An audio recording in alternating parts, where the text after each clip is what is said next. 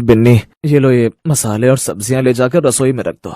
और ये चाउमीन, इसका क्या करना है? बाहर जानवरों को डाल दो, कम से कम उनके मुंह तो लगे। ये कहकर मायूस सोमेश हाथ मुंह धोने के लिए चला गया। फिर थोड़ी देर बाद, बिन्नी, लगता है अब कुछ और काम देखना पड़ेगा। ये चाउमीन का ठेला तो चल नहीं रहा, लगता है मेरे हाथों में वो स्वाद ही नहीं रहा। अजी ऐसा कुछ भी नहीं है, तुम्हारे हाथों की बनी चाउमीन का तो आज भी कोई तोड़ नहीं। असल मुसीबत तो वो बड़ी बड़ी दुकानें हैं जो तुम्हारे सारे ग्राहक छीन ले गयी। बात तो तुम्हारी सही है बिन्नी, देखते ही देखते कितने सारे होटल खुल गए इस इलाके में, और मैं वहीं का वहीं रह गया। हमेशा डरता रहा कि अगर चाउमीन का दाम बढ़ाया तो कहीं ग्राहक न छूट जाए। और उन्हें देखो, आते ही आपसे 4 गुनी कीमत पर चाउमीन बेचने लगे। और फिर भी सब लोग वहीं जाते हैं, शायद वहाँ खाने के लिए और भी चीजें हैं इसीलिए। ना जी ना, असल बात तो ये है कि वहाँ आराम से बैठकर मोबाइल पर शोशा करने को जो मिल जाता है लोगों को। तो इस चीज का भी तो अपने पास कोई तोड़ नहीं, कहाँ से मुकाबला कर पाऊंगा मैं उन बड़े लोगों का। किसी समझदार आदमी ने कहा है, अगर दुश्मन से मुकाबला नहीं कर सकते तो उसे दोस्त बनाने में ही समझदारी है। क्या मतलब? मतलब ये मेरे भोलूचंद कि उन बड़े बड़े होटलों में भी तो कोई ना कोई चाउमीन बनाता ही होगा, तो वो कोई इंसान तुम क्यों नहीं हो सकते? ना हर रोज ठेला लगाने की आफत और न लागत जुटाने का झंझट। बस हर रोज जाओ, झटपट चाउमीन बनाओ और महीने के पैसे हाथ में। मेरा दिल कहता है जी, अगर कोशिश करोगे तो बात जरूर बनेगी। अपनी पत्नी बिन्नी के इस भरोसे पर भरोसा करके सोमेश ने एक बार कोशिश करने की ठानी। उसने कई जगह जाकर काम मांगा, लेकिन कहीं बात नहीं बनी। तो सोमेश बड़े भारी मन के साथ अपने घर वापस जाने लगा। लेकिन तभी अचानक उसे एक जानी पहचानी आवाज सुनाई दी। अरे सोमेश, ये तू ही है ना? कौन? ओए, मैं दीपक। इतनी जल्दी भूल गया मुझे? हाँ, अरे दीपक मेरे यार, तुझे कैसे भूल सकता हूँ। हाँ, पहचानने में थोड़ा वक्त लग गया, और लगता भी क्यों ना। जरा खुद को देख, बिल्कुल बदल गया यार तू तो। लेकिन तू नहीं बदला। गांव से तू और मैं साथ निकले थे, देख मैं कहां से कहां पहुंच गया और तू कहां रह गया यार। जहां तक मुझे याद है तूने तो अपना काम शुरू किया था ना। दीपक और सोमेश एक ही गांव से थे और दोनों काम की तलाश में एक साथ शहर आए थे। लेकिन बीते वक्त ने दोनों दोस्तों के बीच काफी बड़ा अंतर पैदा कर दिया था। दीपक को देखकर ही उसकी अच्छी हैसियत का पता चल रहा था, जबकि सोमेश के चेहरे से ही उसकी गरीबी झलक रही थी। दोनों दोस्त काफी समय बाद मिले थे, तो उनके बीच काफी देर बातें हुई और फिर देख भाई सोमेश, बिन्नी भाभी ने राय तो तुझे बिल्कुल ठीक दी है, पर तू सच बता, तुझे अगर मौका मिले तो तू कर तो पाएगा ना? हाँ भाई, मैं जान लगा दूंगा, और तूने तो मेरे हाथ की बनी चाउमीन खाई भी है पहले। चल फिर ठीक है, दिया तुझे मौका। वो जो सामने बड़ा सा होटल देख रहा है ना, the royal star, head chef हूँ मैं वहाँ का। है? क्या बात कर रहा है तू? इतने बड़े होटल में, वो भी हेड शेफ? पर ये कमाल हुआ कैसे मेरे भाई? इस होटल के मालिक की इकलौती बेटी तेरी भाभी है, तो बस आगे तू समझदार है। ओह, फिर तो तेरी वहाँ बहुत चलती होगी ना। अब सच सच बता मेरे भाई, मेरा काम तो हो जाएगा ना? कमाल करता है यार, तुझे हेड शेफ का मतलब समझ में नहीं आता क्या? जा कल से तू मेरा असिस्टेंट शेफ। और रही बात तनख्वाह की, तो महीने के 30,000। बोल, इतने में तो चल जाएगा ना तेरा काम? अरे मेरी माई, 30,000 में तो बहुत कुछ हो जाएगा। शुक्रिया मेरे दोस्त। यूँ तो दीपक और सोमेश की मुलाकात बस एक इत्तेफाक ही थी, लेकिन ये इत्तेफाक सोमेश की किस्मत बदल चुका था। दीपक का असिस्टेंट शेफ बनकर सोमेश की माली हालत तो सुधरी ही, साथ ही अब उसकी बनाई हुई चाउमीन लोगों की पहली पसंद बनने लगी। और फिर क्या सारे ऑर्डर्स में सिर्फ चाउमीन? ऐसे कैसे चलेगा? इतने बड़े होटल में हम क्या सिर्फ चाउमीन बेचने के लिए बैठे? जाओ कस्टमर से जाकर बोलो चाउमीन आउट ऑफ स्टॉक है, वो कुछ और ऑर्डर करें। बट सर, जितना कहा जाए उतना करो। भूल गए तुम्हें ऐसी बात की सैलरी मिलती है? जी सर। भले ही सोमेश को इतना बड़ा मौका देने वाला दीपक ही था, लेकिन सच ये था कि एक अच्छा दोस्त होने के बावजूद दीपक को सोमेश की वाहवाही बर्दाश्त नहीं हो रही थी।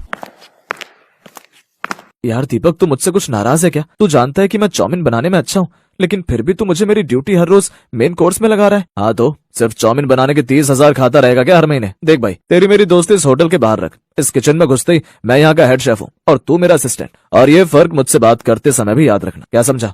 जी सर। सोमेश समझ गया था कि दीपक बदल गया है, लेकिन उसने दीपक से आगे कोई बहस नहीं की और चुपचाप दीपक की बताई हुई ड्यूटी हर रोज पूरी ईमानदारी से निभाने लगा। लेकिन दीपक की इस हरकत का खामियाजा भुगतना पड़ा होटल को। दीपक, मैं क्या सुन रहा हूँ? तुमने हमारे मेन्यू से हमारी बेस्ट सेलिंग डिश हटा दी। जी डैडी जी, वो मैंने इसीलिए किया था कि हमारी बाकी डिशेस भी कस्टमर्स टेस्ट कर सके और उनकी सेल भी बढ़े। तुम नाकारा हो, ये तो मैं पहले दिन से जानता था, लेकिन तुम इतने बड़े बेवकूफ भी हो, ये अब समझ में आया है। सच में मेरी बेटी ने तुमसे शादी करके वो गलती की है जिसका खामियाजा मैं भुगत रहा हूँ। फौरन बुलाओ उस लड़के को जो वो खास चाउमीन बनाता है। सोमेश को बुलाकर न सिर्फ उसकी सैलरी बढ़ा दी, बल्कि उसे उसी समय से सिर्फ और सिर्फ चाउमीन बनाने की जिम्मेदारी सौंप दी गई। और अब ये सब दीपक की बर्दाश्त से बाहर था। ये 2 कौड़ी का सोमेश फटीचर ठेले वाला आज मेरे बराबर पहुंचने की कोशिश कर रहा है। नहीं, ऐसा तो मैं नहीं होने दूंगा। धक्के मार कर निकालूंगा ऐसे होटल से बाहर। हाँ। दीपक जानता था कि कस्टमर्स के साथ साथ होटल के स्टाफ और यहाँ तक कि होटल के मालिक की नजर में भी सोमेश की एक खास पहचान बन चुकी थी, तो उसे नौकरी से सीधे सीधे तो नहीं निकाला जा सकता था। तो उसने अपने दिमाग के घोड़े दौड़ाए और फिर अगले दिन। अब ये क्या ड्रामा है? बुफे में क्यों देंगे हम अपनी बेस्ट सेलिंग डिश? सिर्फ एक दिन के लिए डैडी जी।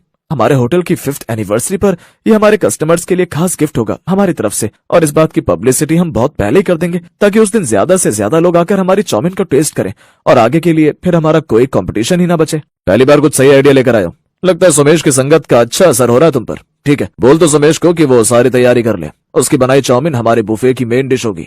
दीपक आधी चाल चल चुका था और बाकी का काम उसने तब किया जब सोमेश बुफे के लिए चाउमीन में जाने वाला अपना खास मसाला लगभग तैयार कर ही चुका था। सोमेश, यहाँ का सब हो गया? जी सर, ये मसाला सॉसेस सब कुछ रेडी है, अब बस मेहमानों का इंतजार है। ठीक है, तो फिर तुम बाहर का सेटिंग अरेंजमेंट देख लो जाकर। वहाँ भी किसी जिम्मेदार इंसान की जरूरत है। और फिर सोमेश के वहाँ से जाते ही, ठेले वाले, इस होटल में ये तेरी आखिरी चाउमीन होगी। ये है ना तेरे खास मसाले जिसके दम पर तू इतना इतराता फिरता है। अब यही मसाले तुझे यहाँ से बाहर निकलवाएंगे। इसके बाद दीपक ने अपने हाथों से सोमेश के बनाए मसाले में ढेर सारा नमक और मिर्च पाउडर मिला दिया और फिर बुफे लगने के बाद, ओह माय गॉड, ये है आपकी बेस्ट सेलिंग डिश। ये तो सॉरी मैडम, लगता है हमारे शेफ से बहुत बड़ी गलती हो गई। इसमें मिर्च और नमक बहुत ज्यादा है ना। ओफो, hey Somesh, come here now. जी सर, ये क्या बनाया तुमने? हमारे कस्टमर का मुंह ही जल गया। तुम्हारी ये बकवास चाउमीन खाकर तुम आज के दिन ऐसी गलती कैसे कर सकते हो? बाय द वे, कर भी सकते हो। इससे पहले कभी किसी ढंग की किचन में काम किया होता तब तो कुछ सीख पाते। रोड किनारे ठेला लगाते थे ना चाउमीन का, 10 रुपए में पेट भर चाउमीन। हाँ, तुम कभी इस होटल में काम करने के लायक ही नहीं थे। किसी अच्छे शेफ की रेसिपी चुराकर कुछ दिन तो नाम कमा लिया तुमने, बट अब तुम्हारी असलियत आई गई सबके सामने। हे गार्ड्स, धक्का मारकर निकालो इसे बाहर। आज का पूरा इवेंट ही खराब कर दिया इसने। रुकिए, ये आप क्या कर रहे हैं? पहले मेरी पूरी बात तो सुन लीजिए। मैं बोल रही थी कि चाउमीन ऑसम है, सही तीखा और बिल्कुल सही नमकीन, सब कुछ एकदम बैलेंस है। सच में इससे टेस्टी चाउमीन मैंने आज तक नहीं खाई। क्या वो बरखुदार चौंक गए ना? तुम्हें क्या लगा मेरे दामाद बन गए तो यहाँ जो चाहे करोगे? किचन में तुमसे छिपाकर एक सीसीटीवी कैमरा मैंने इंस्टॉल करवाया, और फिर आगे क्या हुआ होगा इतना तो तुम समझ ही गए होंगे। डैडी जी, सॉरी डैडी जी, मुझसे बहुत बड़ी गलती हो गई। मैं आगे से तुम और कुछ गलत नहीं कर पाओगे, क्योंकि वो सब करने के लिए तुम यहाँ रहोगे ही नहीं। मैं अभी के अभी तुम्हें फायर करता हूँ। और रही बात सोमेश तुम्हारी, तो तुम आज से इस होटल के नए हेड शेफ होगे। आज से तुम्हारी सिग्नेचर डिश इस होटल की पहचान होगी, ठेले की चाउमीन। यस, जहाँ से इस खास डिश की शुरुआत हुई, अब से इसका नाम भी वही होगा। सोमेश को उसकी मेहनत का और दीपक को उसकी करनी का फल मिल चुका था। सोमेश के ठेले की चाउमीन के चर्चे अब दूर दूर तक थे और उसका रुतबा हर बीतते दिन के साथ बढ़ रहा था।